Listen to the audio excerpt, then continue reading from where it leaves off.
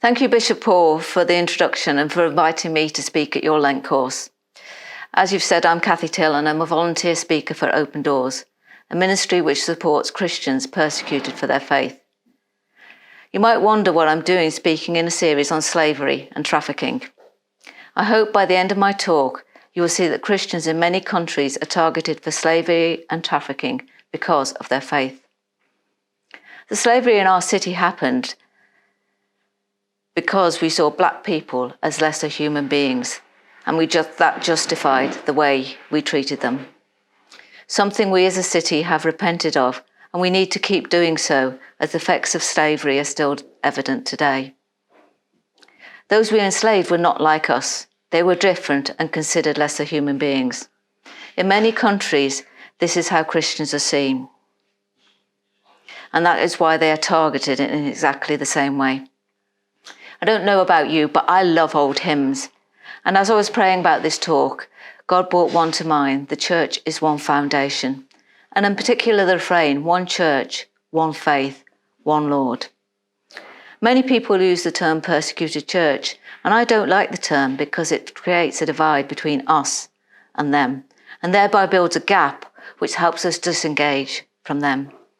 But we are one church, one faith, and we serve one Lord. Galatians 3:28 puts it this way: there is neither Jew nor Gentile, slave nor free, nor is there male or female, for you are one in Christ Jesus.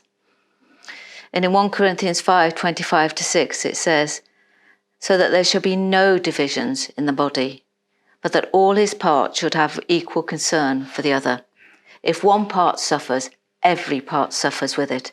If one part is honoured, every part rejoices with you. Today I hope to show you how one part is suffering and what the other part can do about it. There are three different and interconnected ways that modern slavery and trafficking affect our brothers and sisters. Firstly, Christians can be specifically targeted. Secondly, they are often the most vulnerable members of society, and trafficking targets those who are most vulnerable. And thirdly, Christians, in particular church leaders, stand up against trafficking, presenting a different way, and therefore become the target of the traffickers. Tonight I want to talk about each of these in turn and give examples of how Christians who have been harmed in this way. Finally, I will give you some ideas as to what you can do to help. Firstly then, the specific targeting of Christians. In northern Nigeria, Christian villages and schools are targeted by the Islamic extremists of Boko Haram and the Fulani husband. Nigeria is number 9 on our World Watch list of places where faith costs the most. When a village is attacked, the men are usually killed and the women and girls are taken captive. 3,500 Christians were killed for their faith in northern Nigeria last year alone. Those who are kidnapped face a terrible fate. I'll let Amina, one of the kidnapped women, tell her story. I was about going to Lassa. Boko Haram State again kidnapped us. We were 16 inside the police van, and then they opened fire on us. They killed 5 men that were with us in the bus, and then took 11 of us women to Sambisa Forest. We were there for 8 months, having trauma, hunger, fear, so many things. So from there, when we entered Sambisa Forest, one of us died after two days because some of us have bullet injuries, in which I was included, and she lost so much blood, she died after 2 days there. All of us were Christians. They used to send their imam to come and preach to us after 3 or 4 days like that, to come and preach to us so that maybe we will be convinced and then become Muslims. But we will say, to die is gain for us. We cannot denounce Christ. And thank God, all of us were ready, either it is date or release. And we say no. First, they say that if we are not Muslims, they cannot marry us. We say, fine. And then they say that if we don't want to marry, we can stay like that. But if we did not become a Muslim, they are going to make us a slave of theirs there inside Sambisa. And this happened because we were all Christians. It's heartbreaking, isn't it? Almina's Christianity meant that she was targeted for kidnap as a sex slave. I'm sure that you've all heard of the Chibok girls who were kidnapped and forcibly converted. Many became sex slaves to the Islamic fighters of Boko Haram. You may have not heard of this girl, Leah Shaboro. She was 15 when she was kidnapped from a dormitory in 2018 with 110 of her classmates. 109 of the others in her class were set free the next day. She was told she could go free if she converted to Islam. She's still in captivity, probably with the same fate as Amina and the Chibok girls. Open Doors sponsors a trauma centre in northern Nigeria for people who've escaped or been rescued from the Islamic insurgents. Now let us switch continents to India, number 10 on the World Watch list. In 2008, a Hindu Swami was killed by Maoist terrorists, and the attack was blamed on Christians. This incited the Hindu fundamentalists to riot against Christians. 50,000 Christians were displaced. 10,000 ended up in refugee camps, 10,000 as urban refugees. 300 villages were purged of all Christians. 4,600 houses were burned. 4 churches were destroyed, and at least 100 were killed. Massive numbers. And this displacement led to the specific targeting and trafficking of Christian girls who were displaced in the attacks. At least 60 girls from one of the refugee camps were trafficked to New Delhi, where they were sold into slavery. When some of the girls were rescued, the police refused to take any action for the crime. This is a common occurrence for Christians who are attacked for their faith in India. A similar situation exists for the Christians among the Rohingya. Although there's very little I can tell you about what's happening there for security reasons, the situation is very difficult for Christians in the camps. I wanted to highlight their plight to you with one story that I can share. A mob recently attacked a group of Rohingya Christians in one of the camps. These are Christians from a Muslim background. 18 homes and a house church were destroyed, and at least 6 believers were hospitalized. 3 Christians were kidnapped. We don't know their fate, but we do know that girls are trafficked from the camp. The attackers were from a radical Muslim group. Although the police have been pressured to investigate and secure the release of these kidnapped Christians, they have so far refused to take serious actions.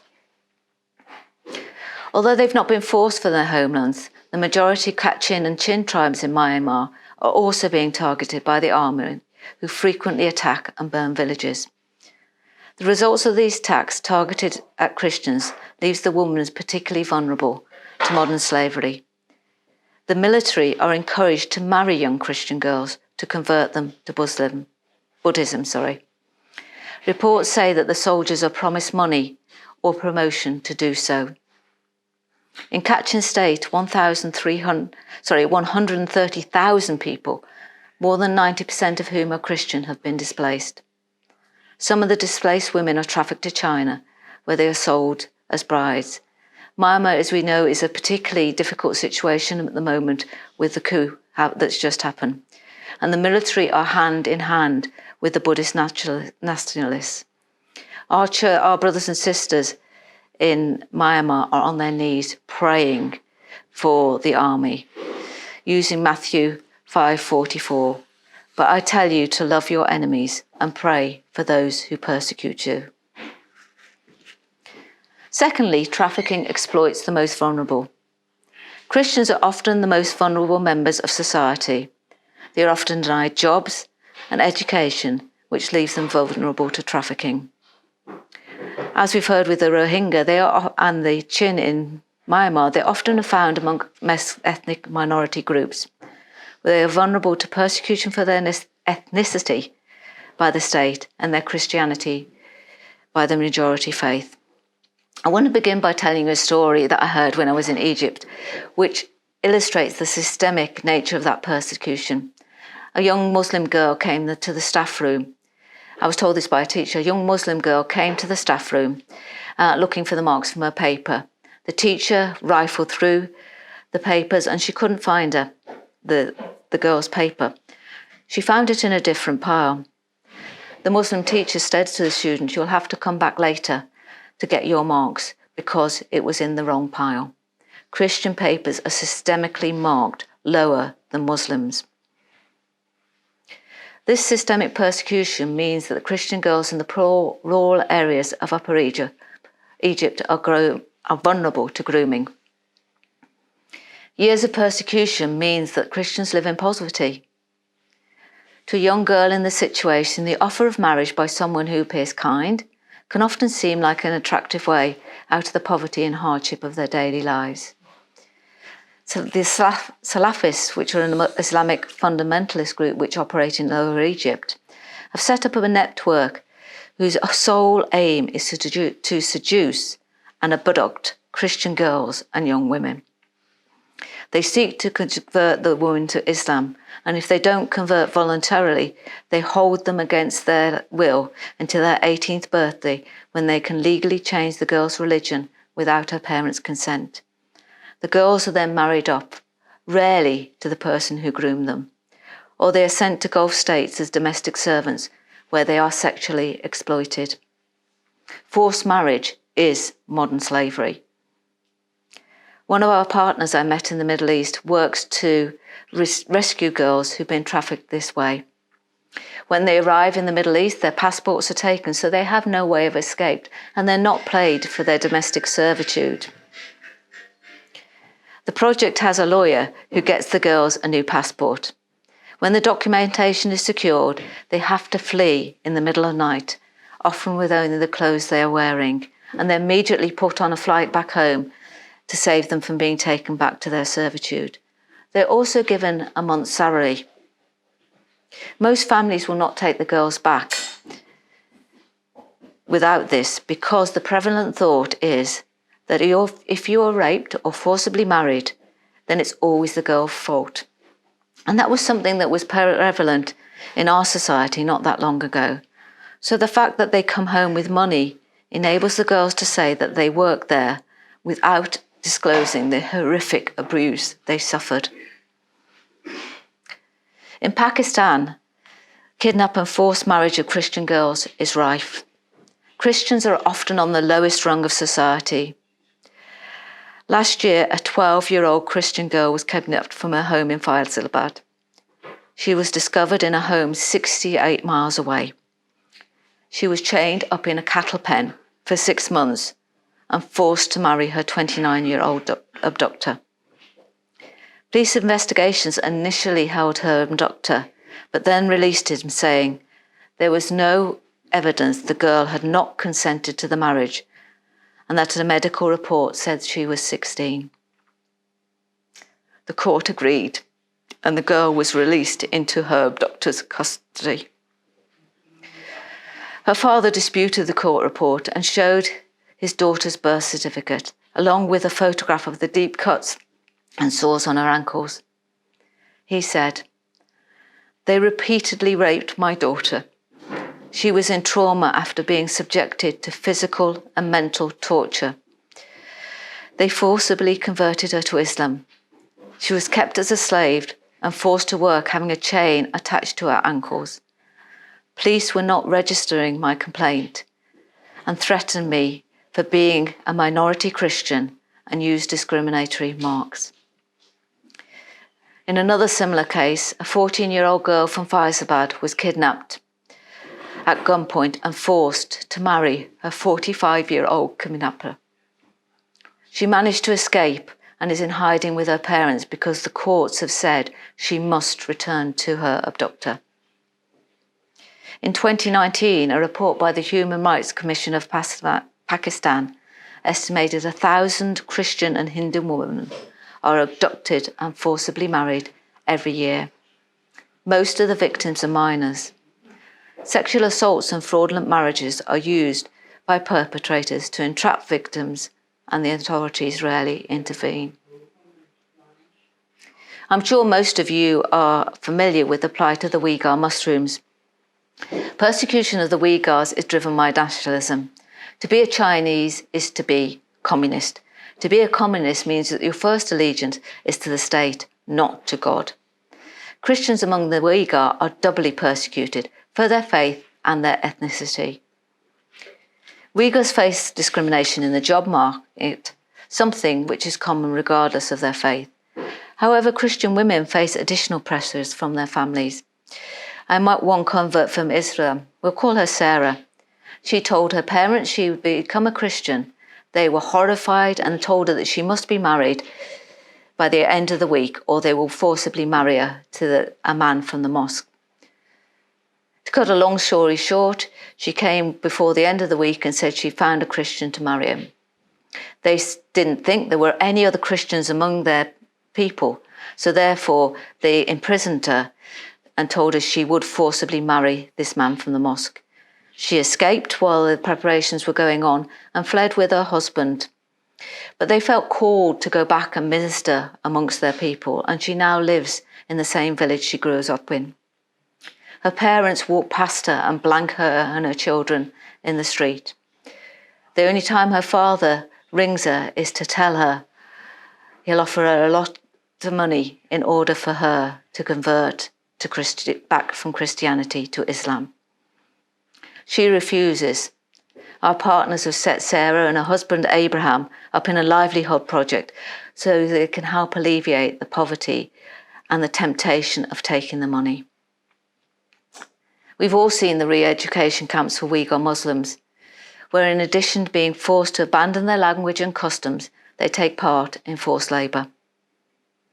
In 2012, Almajan Yamiti was sentenced to 15 years in one of these camps. The charges were instigating separatism and revealing state secrets. Almajan was an agricultural worker.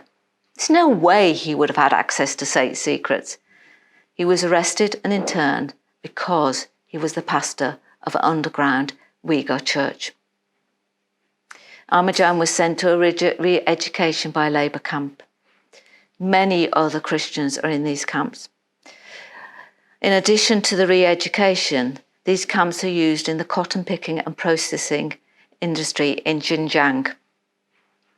Forced labour is slavery. It's just another name. This cotton is used by many companies which are household names in the UK. Gap, Adidas, H&M, Nike, Zara. Some of us tonight may even be wearing clothes that are made from this cotton. We can write to the companies using this cotton, encourage them to stop, and also refuse to buy their products. A list of the companies is on the side of your screen. I think God's view of this is summed up in Micah 6. He's told you, O man, what is good, and what does the Lord require of you, but to do justice, to love mercy, and to walk humbly with your God. Forced labour is unjust. We, the people of God, need to stand up against injustice whenever we see it. Finally, local Christians stand up against those who engage in trafficking and slavery. Colombia is number 30 on the World Watch list. I want to tell you the story of Victor, who was the first child in the children's centre we support there. Victor's family were farmers. He's second on the right in this picture here. They sympathise with the armed groups, knowing that government is corrupt and the rebels actually take care of them. But the armed groups are all a front. They're drug cartels disguised as freedom fighters. They justify their drug operations as funding their fight for freedom. However, one day Victor was kidnapped by the group that his family sympathised with.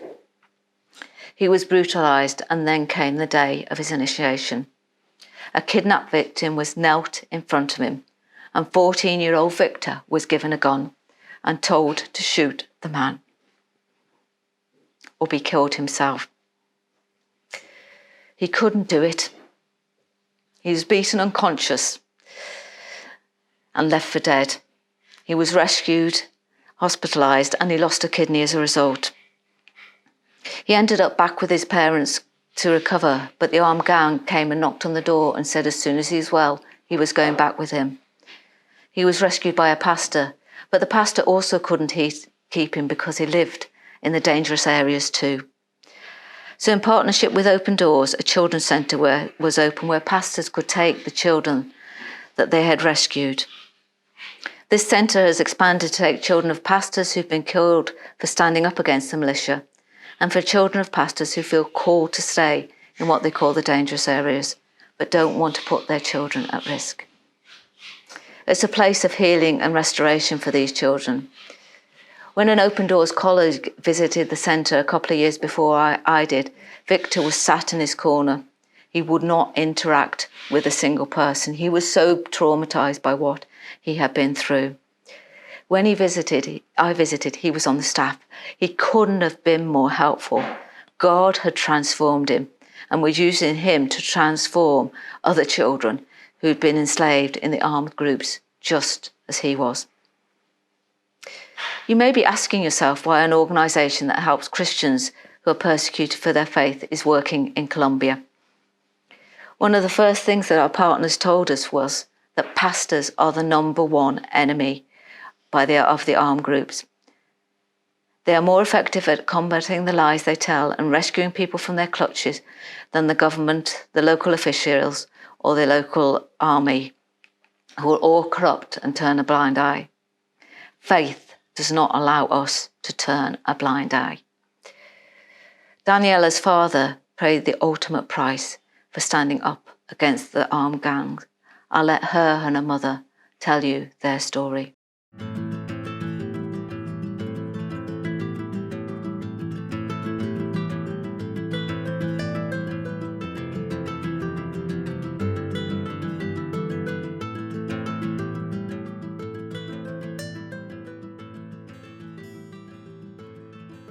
Cuéntanos, pequeña. Tell us, do you feel sad sometimes? Sí. Yes.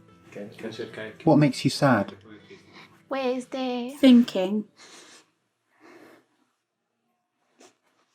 Thinking about my dad. In Colombia, the Christian message of hope is violently opposed by guerrilla groups and drug cartels. Daniela's mother, Alba, recounts what happened to her husband, Plinio, a church pastor, on the 10th of August 2019. My husband got up early to go to the morning devotional. He used to go to the church to pray in the mornings. It was hot as always, and the streets were empty. There had already been some fights between rival gangs, so the streets were a bit quiet.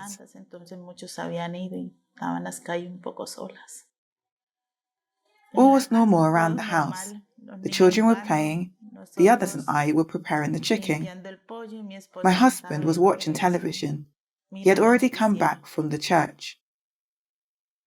As he sat watching the news in his own house, Plinio was shot twice and died. Alba was left without a husband, and Daniela and Sebastian without a father. It is difficult. I was used to having him always with me at dawn and when the sun went down. Now when I wake up, I ask myself, and now what? But I look at my kids, and then I say to myself that I have to go on. The boy is very expressive. He's very attached to me and to his sister. He cries, and he often says things like, "I don't want anything to happen to you, because I'd be left alone." By contrast, the girl is less expressive. She cries a little, but doesn't express her feelings. Last Christmas, Open Doors invited the family to spend 4 weeks at the Children's Centre to receive trauma care. With God's grace and ongoing support from other Christians, Alba, Daniela, and Sebastian will be able to stand strong.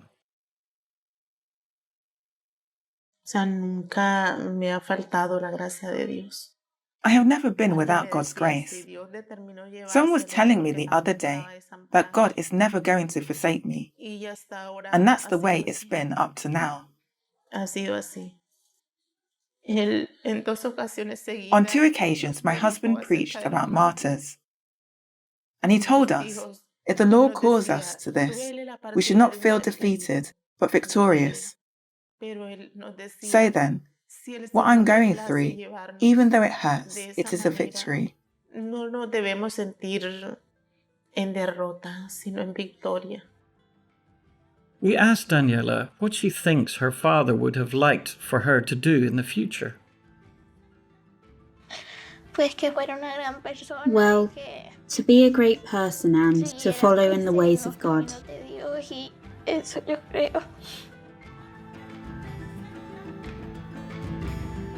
A similar situation exists in Mexico, which is number 37 on the World Watch list, where the drug cartels target pastors. Some are murdered, some are tortured, and on occasions a whole family is targeted. In particular, their daughters are targeted for sex trafficking, as they are more likely to be virgins and therefore they command a higher price. In a worrying development, 20 terrorist groups worldwide have links with Colombian and Mexican drug trafficking cartels. A 2014 report by the US Drug Enforcement Administration told how militant Islamic groups are being sponsored by cartels. A partner in the region said, "The danger for Mexico is that terrorist know-how from abroad is likely to increase the criminal firepower and consequently threaten Mexican stability. In this context, any communities and churches involved in tackling organised corruption and crime are likely to be victims of reprisals." In conclusion, I'm constantly challenged by our responsibility to act in situations of injustice. A poem I keep coming back to was written by Pastor Neumoller, a German after the Second World War. He'd spent time in a concentration camp for his faith. Some of you may be familiar with it. His words show what we can happen when we ignore the persecution happening, including for our faith in our world.